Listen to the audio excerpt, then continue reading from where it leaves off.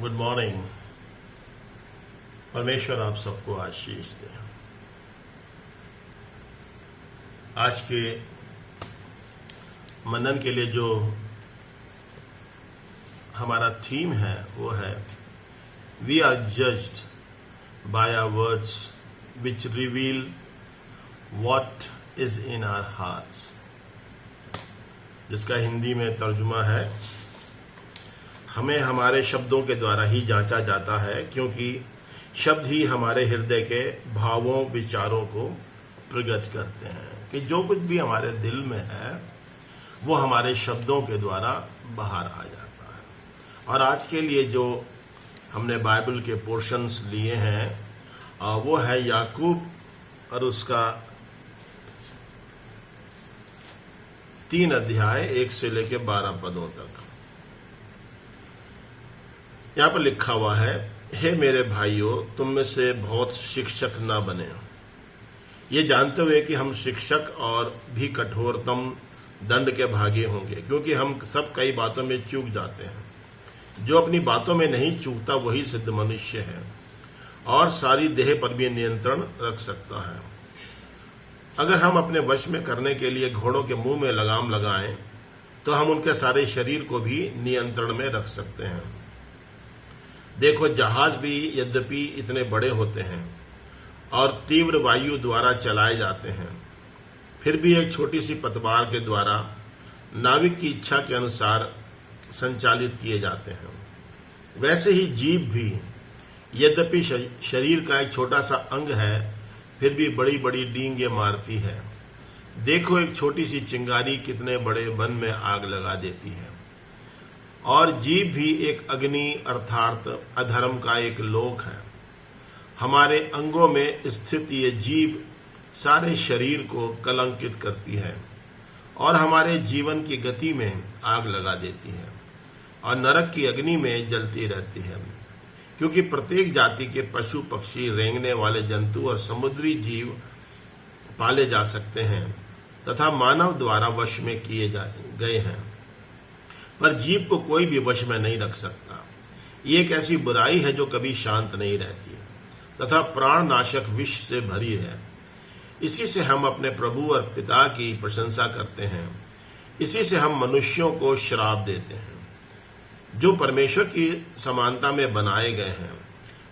एक ही मुंह से आशीर्वाद और शाप दोनों ही निकलते हैं। हे मेरे भाइयों, ऐसा नहीं होना चाहिए। क्या सोते के मुंह से मीठा और खारा जल दोनों ही निकलते हैं? हे मेरे भाइयों, क्या अंजीर के वृक्ष में जैतून या अंगूर की लता में अंजीर लग सकते हैं? वैसे ही खारे सोते से मीठा जल नहीं निकल सकता। आइए प्रार्थना करें। प्यारे परमेश्वर पिता, हम आपका धन्यवाद देते हैं आज के इस दिन के लिए जो आपने हमें दिया है कि हम आपके वचन पे मनन करें और इसके अनुसार अपने जीवन को व्यतीत करें। प्रार्थना करते हैं पिता परमेश्वर, आपका वचन हमें सिखाता है कि हम अपने वचनों में हम कितने सतर्क रहने चाहिए। ऐसा ना हो कि हम अपने वचनों के द्वारा दूसरों के लिए ठोकर का कारण बने। हमारे वचन आशीर्वाद हों जो दूसरों को आशीष देने वाले हों। पिता परमेश्वर, हम मसीहों पर अपनी दया और अपना अनुग्रह और खुदावंद इस वचन को बहुत आय से हम सबके जीवन में आशीषित करें। उद्धारकर्ता प्रभु यीशु मसीह के वसीले से हम मांगते हैं, आमीन।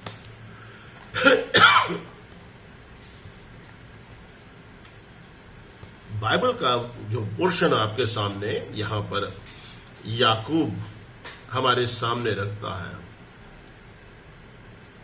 याकूब इस पूरे पोर्शन में या पूरे जो बाइबल का हिस्सा आपके सामने पढ़ा गया है, इसमें याकूब हमको ये बताना चाहता है कि हमारी जीभ का क्या इस्तेमाल हो सकता है, किस तरह से जीभ हमारे पूरे व्यक्तित्व को प्रभावित करती है। जीभ हमारे शरीर में एक बहुत छोटा सा अंग है, लेकिन हम सब जानते हैं कि जीभ कितना बड़ा काम कर सकती है। खाने को टेस्ट करने के अलावा जीभ एक बहुत विध्वंसक या बहुत खराब करने वाला काम कर सकता है। अगर हम अपनी जीभ को कंट्रोल में नहीं रखते हैं तो एक अच्छा खासा माहौल बहुत खराब हो सकता है, रिश्ते खराब हो सकते हैं, है ना। तो हमें ये देखना है कि हमारा जो जीवन है वो हमारी जीभ के द्वारा या हमारी जुबान के द्वारा कहीं किसी को कोई प्रॉब्लम तो नहीं करता है। तो एक अच्छा रिश्ता हो या अच्छे काम हो, ये जीभ के ऊपर बहुत कुछ निर्भर होते हैं। तो मैं और आप कोई भी हो, हमें अपने जीभों का प्रॉपर यूज करना आना चाहिए। पौलुस कहता है अगर हम अपनी जीभ को कंट्रोल कर सकते हैं तो हम अपनी पूरी देह को भी कंट्रोल कर सकते हैं। हम आगे चल के देखेंगे कि जीभ के खराब होने से क्या हो सकता है, जीभ का अच्छा होने से क्या हो सकता है। लेकिन यहां पर हम देखते हैं कि याकूब हमारे सामने 3 चीजों को रख रहा है, जीभ की उपमा दे रहा है उन चीजों से। पहली चीज को जो यहां पे रखता है, घोड़े की लगाम के समान। हम सब जानते हैं कि घोड़ा जो है वो एक लगाम से चलता है। अगर घोड़े को लगाम ना लगे तो घोड़ा तो अनियंत्रित हो जाएगा, वो कहीं भी जा सकता है, कुछ भी कर सकता है। तो घोड़े के लिए एक लगाम बहुत जरूरी है।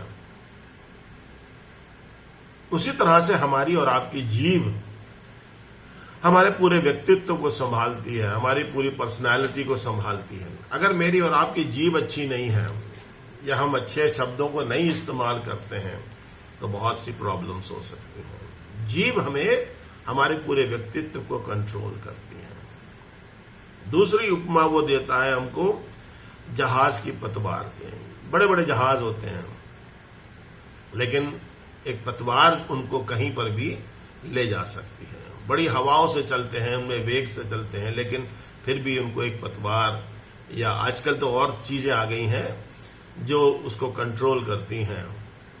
क्योंकि जब पौलुस लिख रहा है तब पतवारें वगैरह होती थी और हवा से वो चलाए जाते थे। लेकिन आज बहुत कुछ फर्क हो गया है, टेक्नोलॉजी, लेकिन फिर भी कुछ ना कुछ चीज है जो उसको पतवार जैसी जो उसको कंट्रोल करती है, दिशा देती है। वो बहुत छोटी सी चीज होती है। तो परमेश्वर का वचन हमको बतलाता है कि उसी तरह से जीभ जो एक छोटा सा अंग है हमारे शरीर में, एक बहुत महत्वपूर्ण अंग है जो हमारे पूरे व्यक्तित्व को चलाता है। तीसरी चीज वो हमको बतलाता है एक अग्नि के समान है। एक छोटी सी अग्नि अगर जंगल में चली जाती है, जंगल में आग लग जाए अगर, तो वो फैलते फैलते कहां तक पहुंच जाती है हम सब लोग अच्छी तरह से जानते हैं। उसी तरह से एक जीव है, अगर वो एक गलत काम कर दे। अभी कुछ दिनों पहले आप देख रहे हैं कि बेंगलोर में या और किसी जगहों पर दंगे हो जाते हैं, फसाद हो जाते हैं। किस लिए? लोगों ने कुछ गलत बात कह दी। एक जीव की वजह से कितने लोगों की जान चली जाती है, कितने दंगे फसाद हो जाते हैं। तो ये सब किस लिए है कि लोगों की जुबान कंट्रोल में नहीं है। लोग सोचते हैं कि हम अधिकार में है तो हम कोई भी जुबान कैसी भी इस्तेमाल कर सकते हैं। और ये खाली पॉलिटिकल क्षेत्र में या और सामाजिक क्षेत्र में नहीं है, ये बातें बिब्लिकल क्षेत्र में भी हैं। बहुत से पास्टर्स या बहुत से सेवक लोग जो हैं वो सिर्फ इसलिए कि लोग उनका सम्मान करें, उनको अच्छा माने, वो उपदेशक और शिक्षक बन जाते हैं। उनकी समाज में जो है वो एक सम्मान हो जाए उनका और लोग उनको जाने पहचाने और बहुत सी चीजें गेन कर सकते हैं वो लोग, और इसीलिए वो समाज में शिक्षक बन जाते हैं या उपदेशक बन जाते हैं। लेकिन हम क्या देखते हैं कि जुबान के या जीभ के प्रॉपर यूज ना कर पाने के कारण वो बहुत सी प्रॉब्लम्स क्रिएट कर देते हैं।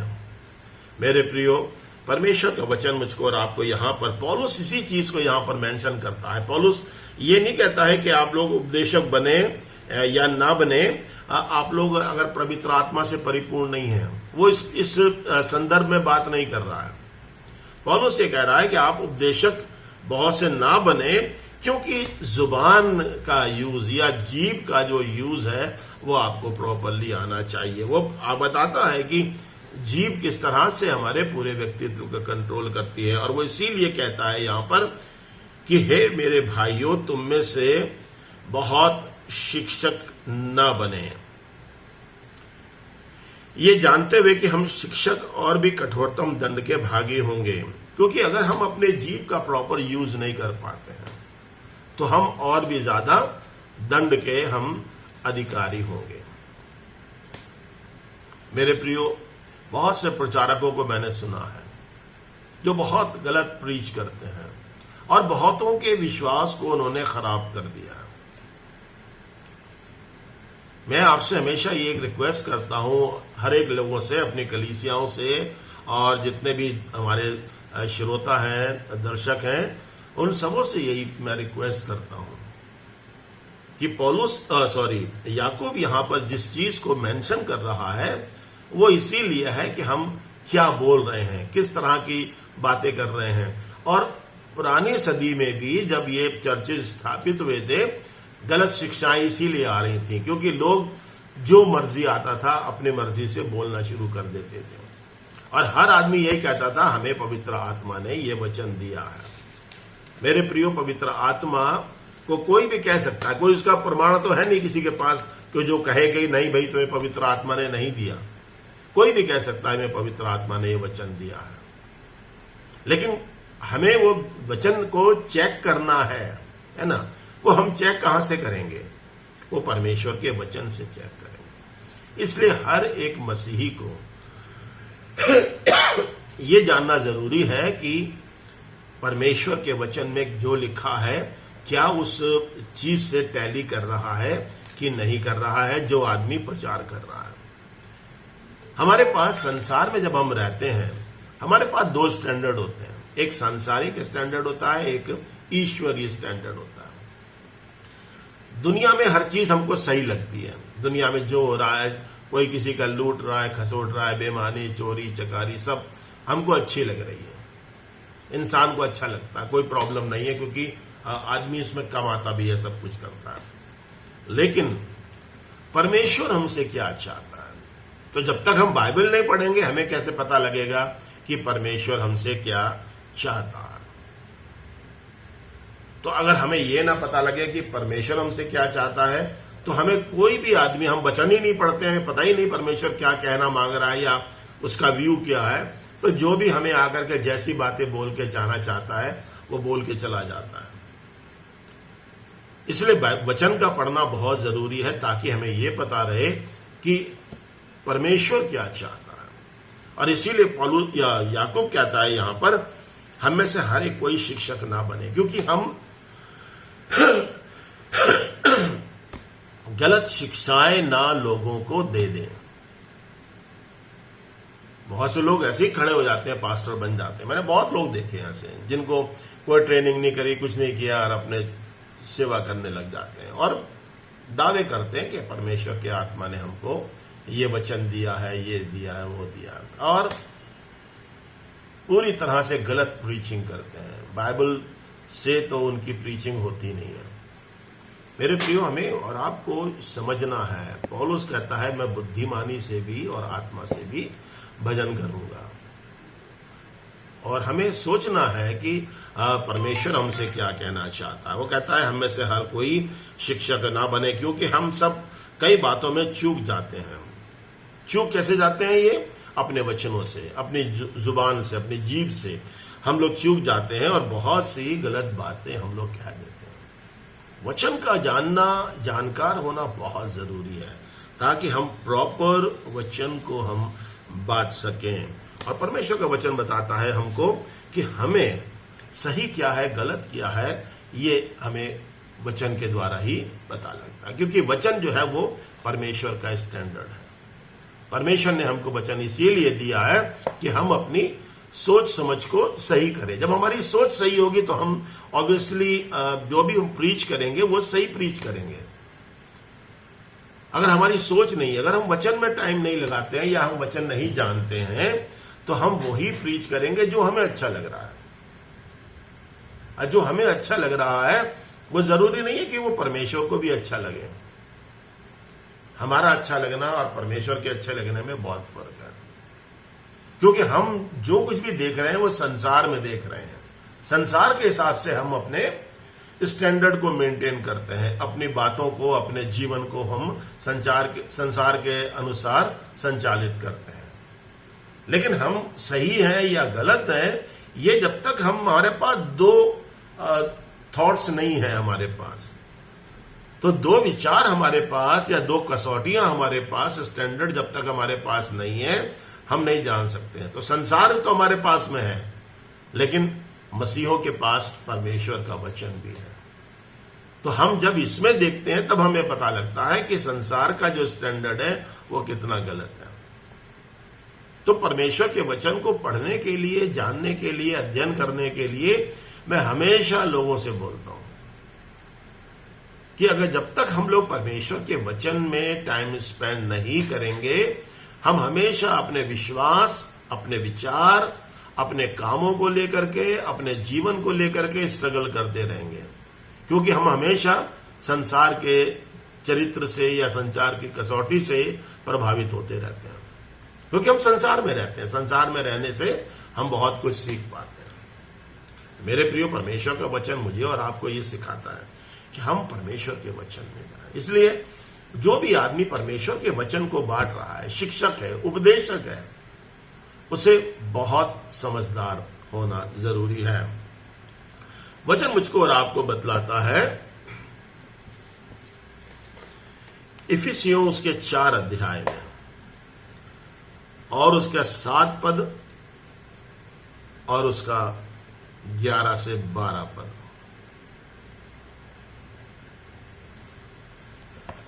4 अध्याय का 7 पद मैं आपके सामने पढ़ूंगा। परंतु हम में से प्रत्येक को मसीह के दान के परिमाण के अनुसार अनुग्रह दिया गया है। परमेश्वर ने हमको और आपको एक सेवकाई दी है, कुछ दिया है हमको। और उसके 11 और 12 पदों में क्या लिखा हुआ है?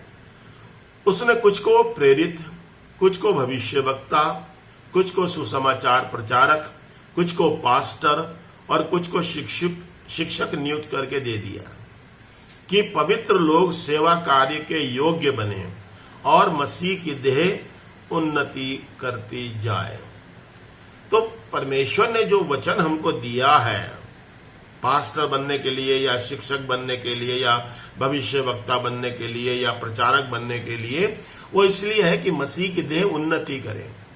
इंस्टेड ऑफ कि वो उन्नति करे, हम अपने वचनों के द्वारा उनको नुकसान पहुंचा देते हैं, क्योंकि हम अपने जुबान को कंट्रोल में नहीं करते हैं और जो हमारे मुंह में आता है हम परमेश्वर के आत्मा के आड़ में उसे बोल डालते हैं। और फिर हम लोग छाती ठोक ठोक के बोलते हैं, बहुत से लोग, कि हमें खुदा ने यह कलाम दिया है, जबकि वो नितांत बाइबल से गलत शिक्षा देते हैं। तो मैं और आप परमेश्वर के वचन को जाने बगैर, मेरे प्रियो, बगैर जाने परमेश्वर के वचन को कोई भी आदमी अच्छा प्रचारक नहीं बन सकता। और फिर वचन पढ़ने के अलावा भी हमें बहुत सी दूसरी किताबें भी पढ़नी पड़ती हैं। डिक्शनरीज हैं, कमेंट्रीज हैं, उनके कॉन्टेक्स्ट को समझना होता है ना। प्रभु ने क्यों बोला, कैसे बोला, इन सब चीजों को जानना मेरे और आपके लिए बहुत जरूरी है। खाली वचन पढ़ करके भी बहुत से लोग गलत वचन प्रचार करते हैं। इसलिए आपके पास अच्छी बुक्स का होना बहुत जरूरी है। फिर बुक्स चयन में भी हमें बहुत ध्यान देना है, हम कौन सी बुक्स को चयन कर रहे हैं। लेकिन हमारा विषय आज वो नहीं है। हमारा जो वचन है वो ये है कि प्रभु यीशु मसीह भी हमको और आपको मत्ती में बतलाता है कि मैं और आप अपने वचनों के द्वारा ही हमारा न्याय भी होगा, हम इसी के द्वारा परखे भी जाएंगे।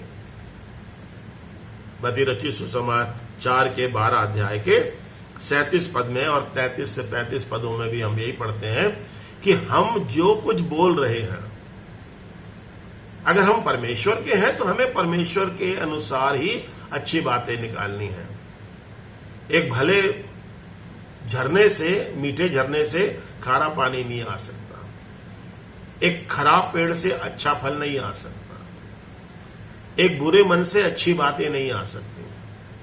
लेकिन अच्छे मन से या अच्छे झरने से या अच्छे पेड़ से अच्छे पानी या अच्छे फल या अच्छी बातें आ सकती हैं। अगर हम परमेश्वर के लोगों को बुरा कहते हैं तो इसका मतलब है कि हम परमेश्वर को बुरा कहते हैं। वचन कहता है अगर तुम फल को बुरा कह रहे हो तो उसके पेड़ को भी बुरा कहो।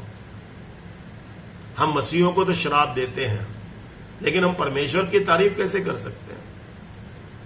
इसलिए परमेश्वर का वचन मुझे और आपको यह बतलाता है कि मैं और आप क्या बोल रहे हैं, इसके बारे में मुझे और आपको बहुत चौकस रहना चाहिए कि कहीं मैं और आप ये सोच रहे हैं कि हम मसीहों को तो हम बुरा भला कह रहे हैं, लेकिन हम परमेश्वर को हम आशीषित करना चाहेंगे। ऐसे कैसे हो सकता है? वो मसीह लोग परमेश्वर का फल है। ऐसे ही हम लोग पवित्र आत्मा या प्रभु को भी हमें अच्छा कहना चाहिए अगर हम कलीसिया को अच्छा कहते हैं, क्योंकि कलीसिया प्रभु की देह है। ये थोड़ी हो सकता है कि प्रभु को हम अच्छा बोले और कलीसिया को हम खराब बोले। तो पिता पुत्र पवित्र आत्मा अगर ये अच्छे हैं तो कलीसिया भी अच्छी है, लोग भी अच्छे होने चाहिए। तो हमें उनके इस विचार को हमें ध्यान देना है। और परमेश्वर का वचन भी मुझे और आपको यही बताता है कि मैं और आप उन बातों के द्वारा जो मैं और आप कहते हैं या मैं और आप जो करते हैं या मैं और आप जो सोचते हैं, वो सब चीजों का हिसाब परमेश्वर के सामने होगा। हम ऐसे ही नहीं रह सकते हैं कि जो मर्जी आया बोल लिया, जो मर्जी आया कर लिया। मसीह जीवन में मुझे और आपको अपने हर एक काम का हिसाब देना है। और जुबान जो है या जीभ जो है वो एक बहुत क्रूशियल रोल प्ले करती है मेरे और आपके चरित्र निर्माण में। अगर मेरी और आपकी जुबान कंट्रोल में नहीं है, बहुत से लोग जुबान में बहुत खराब होते हैं, है ना, उनकी जुबान जो होती है वो अच्छी नहीं होती है। कभी कभी गुस्से में आदमी बहुत सी बातें बोल जाता है, लेकिन वचन कहता है क्रोध तो करो लेकिन पाप नहीं करो। क्योंकि अगर हम गुस्से में पाप कर रहे हैं, इसका मतलब है कि पाप कहीं ना कहीं हमारे अंदर वो जो नेचर है, हमारे अंदर एक खराब नेचर वो भरा हुआ है और वो गुस्से के द्वारा बाहर निकल के आ जाता है। जब भी आप किसी का नेचर जानना चाहते हैं, आप उसे गुस्सा दिला दीजिए, उसका नेचर अपने आप बाहर निकल आएगा। तो गुस्सा जो है, इसीलिए परमेश्वर का वचन कहता है गुस्सा तो करो लेकिन पाप नहीं करो, क्योंकि गुस्से में हम आकर के अपनी जुबान का कंट्रोल खो देते हैं। लेकिन मसीही लोग इस चीजों को ध्यान रखते हैं। मेरे प्रिय परमेश्वर आज के वचन के द्वारा मुझे और आपको आशीषित करें और इस बात के लिए चिताए, समझाए कि जुबान का यूटिलाइजेशन क्या होता है, जुबान को हम कैसे यूज कर सकते हैं। अगर जुबान हम प्रॉपरली यूज नहीं कर सकते हैं, हम बहुत सी लोगों को हम गलत शिक्षाएं ही नहीं देंगे, उनके विश्वास को भी खराब करेंगे, उनके साथ संगति भी खराब करेंगे, उनके साथ रिलेशनशिप भी खराब करेंगे। तो मेरे प्रियो, परमेश्वर आपको और मुझको आज ये बुद्धि और ज्ञान दे कि हम अपनी जुबान पर, अपनी जीभ पर कंट्रोल करना सीखें और ये कोशिश करें कि हमारी जुबान से किसी को श्राप ना मिले, हर एक को आशीष मिले। हो सकता है हमने आज तक जो कुछ भी किया हो कोई प्रॉब्लम नहीं, उसके लिए परमेश्वर से माफी मांगी है, लेकिन अब वो समय है कि मैं और आप अपनी जुबान पर कंट्रोल करना सीखें। और जब हम धीरे धीरे इसको प्रैक्टिस में लाएंगे, परमेश्वर से मांगे, ये परमेश्वर ही कर सकता है, उससे मांगे खुदा मेरे जुबान पर कंट्रोल करें, मेरे विचारों को। क्योंकि देखिए, जब तक मैं और आप अंदर से चेंज नहीं होंगे, जो शब्द हमारे मुख से निकल रहे हैं वो खराब ही रहेंगे। और मैं अंदर से तो परमेश्वर ही चेंज कर सकता है, मेरे हृदय को, मेरे विचारों को, मेरी सोच को, और वो सब चीजें परमेश्वर के वचन से ही आती हैं। इसलिए मेरे प्रियो, परमेश्वर के वचन को पढ़िए और एक अच्छे विचारक बनिए, अच्छी सोच रखिए, और एक दिन आप अपनी जुबान पर भी कंट्रोल कर पाएंगे, क्योंकि वचन हमको हमारे जीवन को कंट्रोल करने में हमारी सहायता करता है। परमेश्वर हम सबको आशीष दे। आइए प्रार्थना करें। प्रभु, एक बार फिर से हम धन्यवाद देते हैं आपके वचन के लिए। आपने अपने वचन में हमें आगे बढ़ाया, और परमेश्वर हमें कैसे अपने जीभ का इस्तेमाल करना है ये हमें सिखाए। हमारे जीवन में प्रभु हर एक तरह के पाप और बुराई और गंदगी को दूर करें, और हम जब परमेश्वर पिता लोगों से बातचीत करते हैं हम लोगों के लिए अपने वचनों में आशीष का कारण हो, ना कि उनके लिए हम एक शराब या एक बदनुमा हो सके। परमेश्वर पिता, हम प्रार्थना करते हैं हमारे जीवन में हमेशा एक अच्छाई आपके चरित्र के द्वारा व्याप्त हो, क्योंकि हमें प्रभु के चरित्र में ढलते जाना है। प्रार्थना करते हैं पिता, हम सबकी सहायता करें और इस वचन को प्रभु आप आशीषित करें। पिता, हम यीशु मसीह के नाम से प्रभु आपको आशीष दे।